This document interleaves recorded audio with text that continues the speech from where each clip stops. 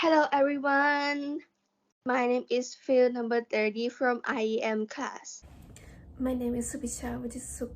My nickname is now. I am in M.6 IEM and my number is 8. Today, I am now going to present about the topic maximize the resources from the book called Peak Performance Success in College and Beyond. So, going to college is a big change. That is true whether you are going from high school to college, leaving home, commuting, returning, or starting college later in life. The more information and support you have during a transition, the more easily you'll be able to adjust. In this chapter, we will look at ways of finding and using resources available to you, including your inner resources to adjust to change and meet your goals. So, first, let's talk about the school's resources. So, the first thing that I'm going to talk about is people resources. The most important resources at school are the people with whom you work, study, and relate.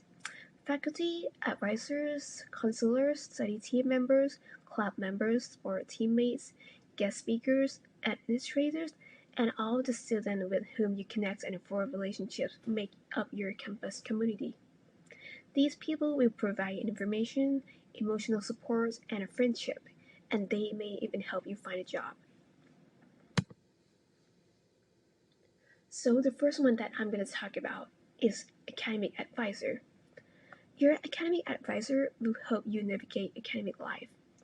Your advisor will clarify procedures, answer other academic concerns or questions, create a major contract, and refer you to offices on campus that can best meet your needs. It is important to have an advisor who is accessible, takes time to listen, and will work closely with you to meet your academic goals. Next is instructors. It is important that you get to know your instructors and view them as a tremendous resource. Instructors are more supportive of students who attend class regularly, show responsibility, and are prepared and engaged in class.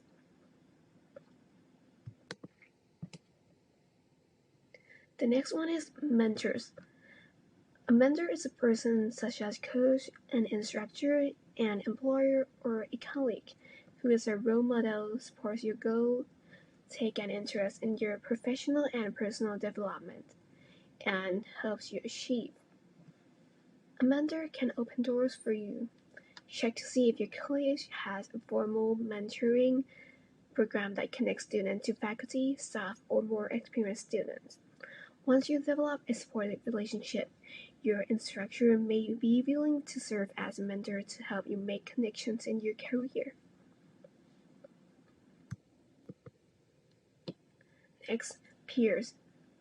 Your fellow students involved in the learning community who are active in orientation, campus tours, information and advising centers, clubs, and almost every service area on campus. Take the initiative to organize a study team or partner for each class. This is a great way to improve learning, get help, and build a network relationship. So I'm going to talk about networking. Networking means enriching yourself and your opportunities by building relationships with others. It will likely help you land a job and further your career. Stretch your comfort zone by getting to know people with backgrounds different from yours. So these are ways you can create networking. First is get to know other students in class. See who is interested in joining a study team. Next is get to know students out of class. Take the time to discuss lectures and assignments. And you can also join clubs. You meet students who have similar interests and also get to know your instructors. Take an interest in their research and area of expertise. Next are the program resources.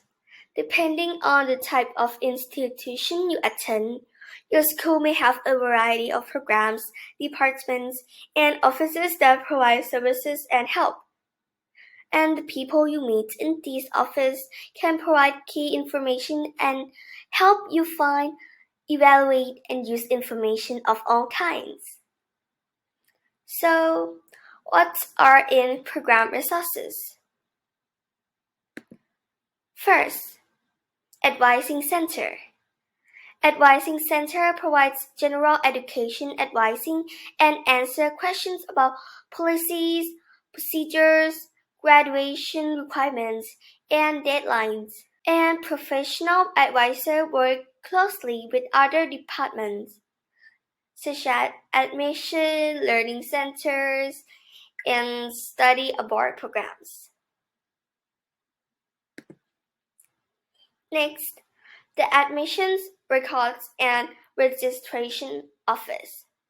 This office will have your transcripts, including information about graded, transfer credits, and the dropping or adding classes. Next, we have Learning Center. Learning Center will help you with the academic problems and grade improvement. In this center, also offered workshops in test taking skills, time management, reading skill, and in many subject strategies. And it's also offered an individual or group tutoring and study groups for all students who want to improve the grades, not just for the student on probation. So in the library is a place which has rich source of books, periodical, dictionaries, and many more, and it also has electronic access to these materials as well. The librarians and media center staff are trained to find information about almost every subject. You can check out the library's website, the catalog, searchable databases, DVDs, CDs, and digital recordings in the media center, the specialized library, and the reserves. Like many instructors put textbook, supplemental readings, sample tests, and study aids on reserve. Next, the Career Center. At the Career Center, you can explore more options and find out how the academic majors relate to your careers, your future careers. The staff here can help you with internships and co-ops related to your major. And this center may offer career counseling, job fairs, and interview and resume workshops as well.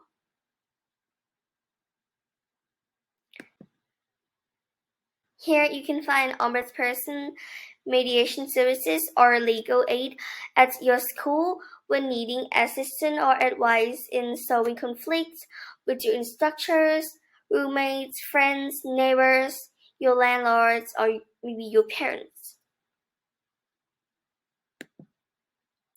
Next is the counseling center. Most campuses have professional counselors who are trained to help with personal problems such as loneliness, shyness, eating disorder, addictions, depression, heartbroken, and many more.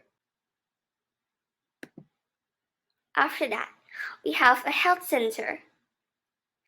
You can take advantage of free or low cost medical services for illness or serious illnesses here. But because of changing healthcare regulation, beware of any health insurance restrictions and have your insurance card or information handy.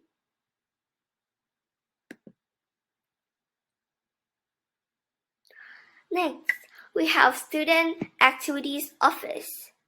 Here provide many programs and activities starting with an orientation program and campus tour. There are many activities for students to participate in, such as multicultural centers, support classes, activities, and events are offered to celebrate diversity and support a variety of groups, such as LGBT community, international and exchange programs. School may offer an exchange program, which is a great way to attend a different school without transferring. And this program is the standard of the international students.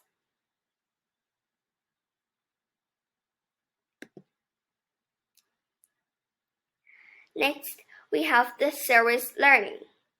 Many schools encourage students to incorporate service learning into their education by emphasizing on students contributing their time and talent to improve the quality of the community and learn valuable job skills. Next, we have the student union and the recreational centers. And the last two, the alumni association. This association offers benefits and services to both current and former students, including connecting students with graduates in related career fields. And last one, security. Many schools have security or police department which provide information about safety, parking, traffic rules, and laws and fall items. Some provide self-escort for night class students, classes in self-defense, and information on alcohol and drugs. And some schools provide some system or services to helping with the safety of the student. So first, some schools have implemented e-alert systems for contacting students regarding safety emergency at school via email, phone, or text. And this will help you find out where at the school you should go when an emergency does occur. And many schools also offer a call alert services. This for free and no question asked. And the services are staffed by approved volunteer students who will drive you. So, the next resources are additional online and information resources. So, what are in additional online and information resources? First, the school catalog. However you access resources online or in print, the school catalog is the key resources to review thoroughly. The catalog includes procedures, regulations, guidelines, academic areas, basic graduation requirements, and information on most of the services offered at your school.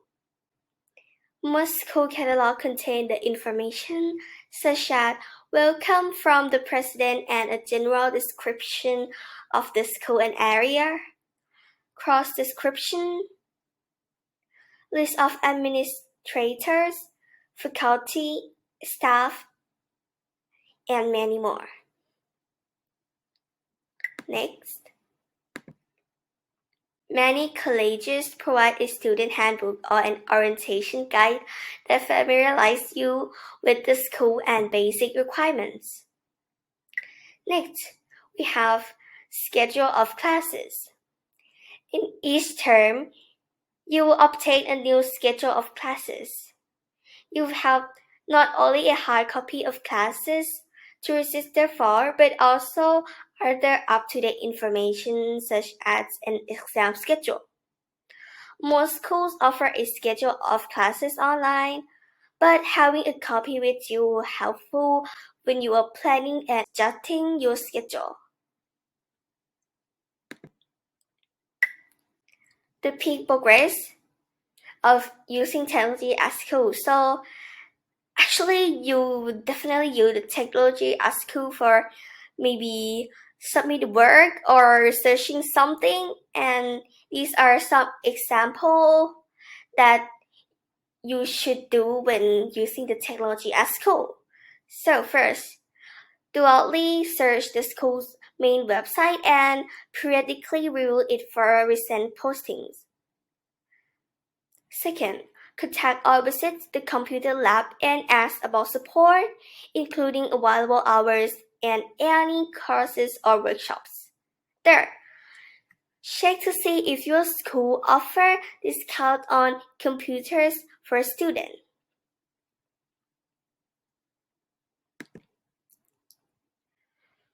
Next, let's talk about the student resources. So first here on the screen are students with disabilities. Under the Americans with Disability Act, colleges are legally obligated to provide services and resources for students with disability, including physical disabilities, mental disability, learning disability, or maybe kind of physical limitation. And these are what the students with disability should do. First, check out the resources that are available at your school, such as the Center for Students with Disability or a Learning Skills Center. For more information, the student with disabilities can visit the National Center for Learning Disability at www.ncld.org. Second, meet with all your instructors for alternative for meeting your goals. Third, meet with your advisor. Discuss your concerns with your academic advisor or an advisor from the learning center. Fourth, be assertive or confident. Fifth, be positive and focus on your goals. Next, let's talk about the commuter student resources. The commuter students make up the largest number of college students. And to get the most out of the college experience, these are what commuter students should do. First, participate in school activity. Second, use on-site resources like a library or a laboratory. Third, connect with others. Fourth, pack some snacks for lunch or maybe for the long hours on campus. Fifth, listen to the record of the lectures when you are free. Sixth, carry an emergency kit. And seventh, get support from your family. They know you the best.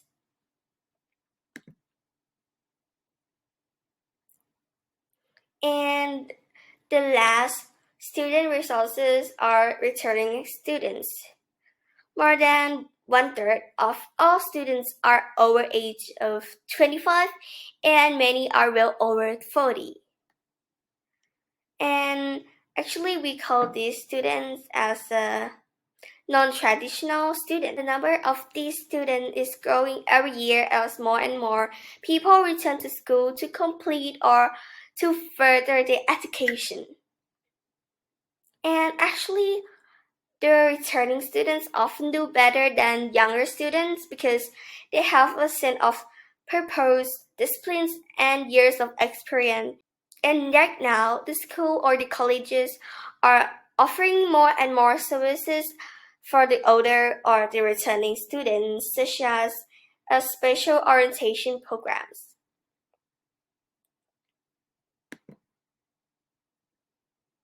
Peak progress. For explore your community resources. So, you should explore your community's resources so that you can use these resources effectively and in the right way. So, first, the people resources. You should explore business professionals, government officials, political parties. And for the program resources, you should explore chamber of commerce, clubs and organizations, recreation center, healthcare, houses of worship, job placement services, small business association or SBA, crisis centers, support groups, and helping organizations. And for the additional online and information resources, you should explore the city website, the local newspaper, magazines, and newsletter, the libraries, and 211. So the next topic that I'm going to talk about is manage your financial resources. Plan ahead by establishing a budget, researching financial assistance, limiting your credit card debt, protecting your identity, and saving for the future. So let's start with social experiments. The things that you need to do is write down your money in and out list, how to increase earnings, and list all the free or inexpensive entertainment available in your community.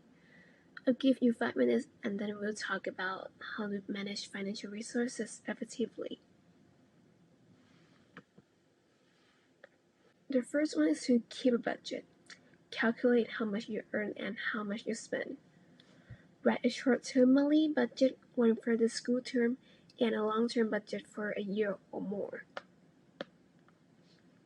Keep receipts, bills, cancel checks, and credit card statements in a file or box in case you want to exchange your purchases or revise your budget for accuracy. Next, research financial assistance. Student loan debt has tripled in the last decade.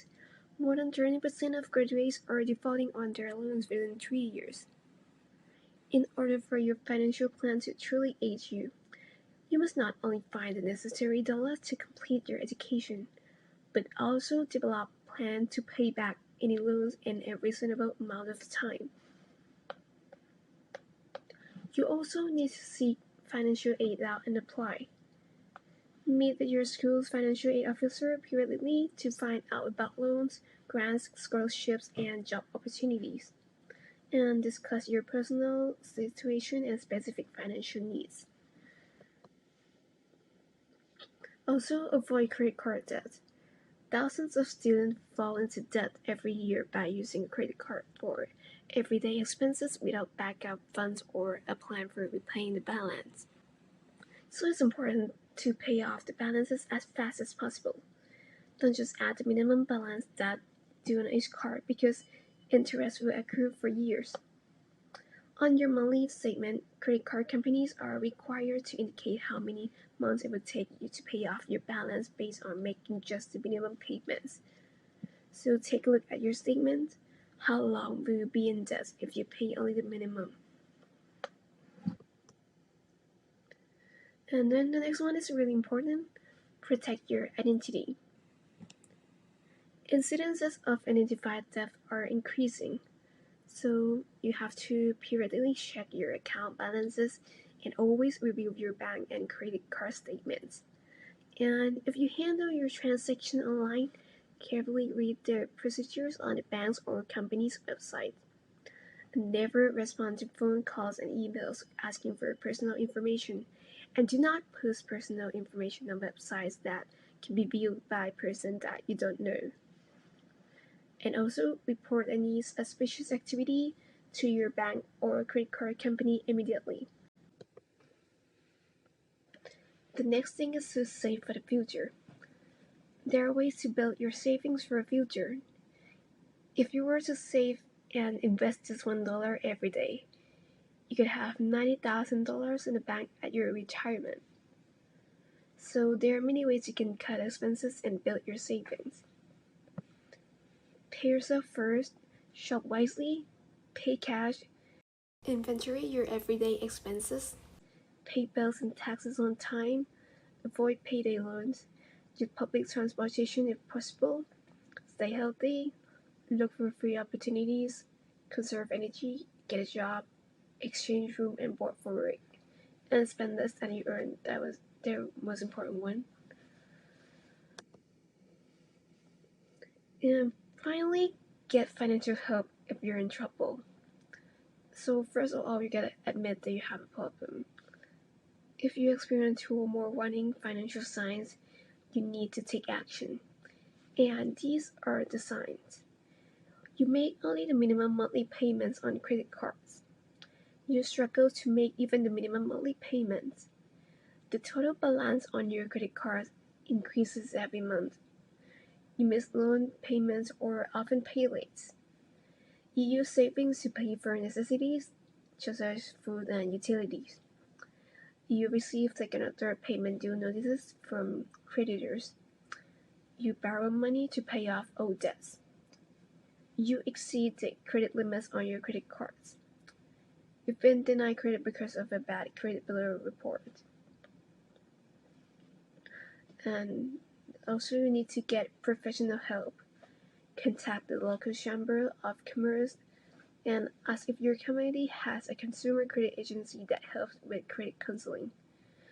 When you meet with a counselor, take all your financial information, including your budget, assets, bills, resources, loans, and any other requested items. In conclusion, you are a great resource. Your most important resource is yourself. In college, you're surrounded by people and resources that can help you succeed. But it's up to you to be resourceful and take advantage of these opportunities. A proactive person who asks questions, does a little research, and follows through on opportunities will achieve success. Thank you. Thank you.